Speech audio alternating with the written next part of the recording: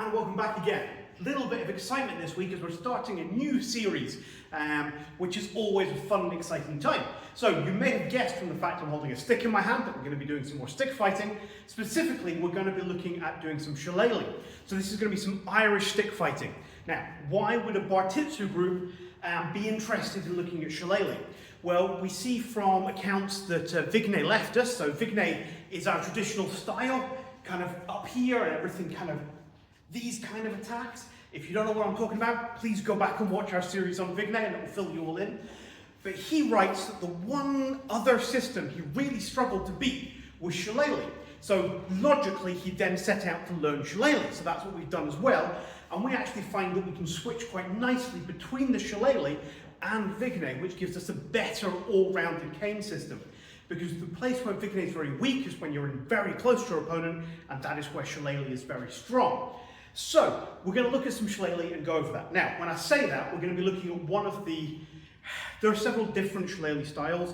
The idea is that each of them came from a family background. The one we're particularly going to be looking at is the Doyle family style.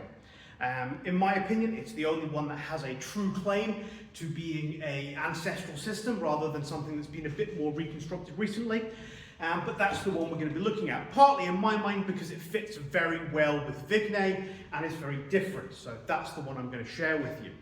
Now, the weapon we're actually going to be using is the shillelagh. So this is blackthorn. And as you can see, if I hold this up very close, there's these little bumps all the way down here. Now that's important we understand that, because although this one has been nicely shaved off to give me a nice smooth walking stick, in reality those are spikes. Those are blackthorn. And they would actually only be cut down in the places where I'm going to put my hand, which means the rest of it is still covered in barbs, which means all of these worries we have in other stick systems about people grabbing your stick or wrapping the stick and trying to pull it off you don't really work when the whole thing's covered in thorns. And it's one of those things that matters, so I want us to be aware of that. So this should be covered in thorns, and this is the weapon that we're going to be using. Predominantly, we're going to be looking at using it from a stance out in front of us. I'm going to go over through a lot more of this next week. We're going to use kind of striking out, but we're also going to do a lot where we get close in, and we're going to be hooking our opponent's weapon and into some grappling and stuff as well. But really, the important thing to take away from this one is that we're dealing with a system of self-defense. This is very much designed, well, when I say self-defense, maybe more other person aggression is a better way of phrasing it. This is designed for brawling. The idea is that when we're looking at the clans of Ireland, we're looking at very much like small-scale gang warfare.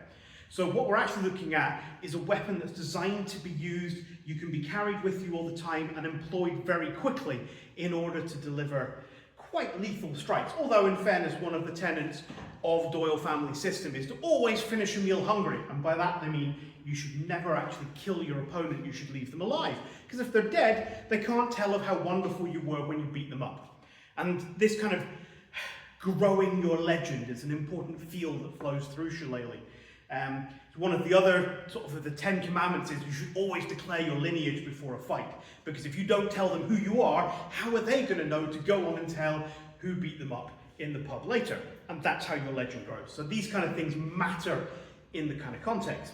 We also have these wonderful stories of particular thugs, let's call them, or masters, whichever way you want to look at it, would go into town with their cloak or their coat, and they drag that on the ground behind them with the shillelagh on their shoulder. And if anybody, that was their kind of, come and have a go if you think you can take me kind of stance. And the minute somebody stood on their cloak, the fight started. So you had to be ready the minute you felt that tug to turn and start defending, because you can be sure as hell the other person's coming in swinging.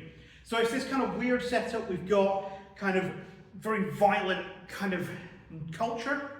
And these are the weapons of choice from that culture. So we're going to be looking at how they're employed and how we use them over the next few weeks.